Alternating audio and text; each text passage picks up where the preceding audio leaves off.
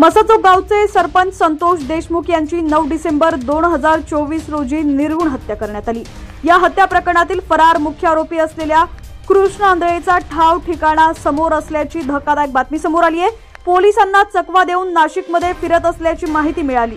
त्याचा CCTV video देखील समोर आलाय। नाशिकमध्ये बघितल्याचा दावा स्थानिकांनी केलाय। नाशिकच्या गंगापूर खेड परिसरातील दत्त मंदिर चौकात कृष्ण आंधळेला बघितल्याचा दावा तिथल्या स्थानिकांनी केलाय।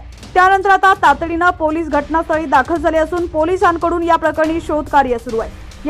या परिसरातील सीसीटीव्ही तपास करण्यात आलेला आहे।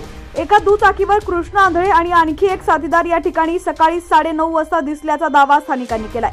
त्यामुळे कृष्ण आंधळे नाशिकमध्ये दबा धरून बसलाय की काय अशा चर्चांनी जोर धरलाय। त्यामुळे पोलिसांकडून आता अधिक तपास सुरू आहे। संतोष देशमुख हत्या प्रकरणातील फरार कृष्ण आंधळे नाशिकमध्ये बघितल्याचा स्थानिकांचा दावा आहे। नाशिकच्या गंगापूर रोड परिसरातील दत्त मंदिर चौकात कृष्ण आंधळेला बघितल्याचा काही लोकांचा दावा आहे। पोलीस घटनास्थळी दाखल झाले असून परिसरातील सीसीटीव्ही फुटेजवरून तपास सुरू केला जातोय। 90 दिवस उलटूनही कृष्ण आंधळे अद्याप फरार आहे, त्याचा शोध सुरू आहे। पोलिसांनी सगळी सूत्र नाशिकच्या दिशेने हलवलेली आहेत। संतोष देशमुख हत्या प्रकरणातील तो मुख्य आरोपी असल्याचं सांगितलं जात आहे।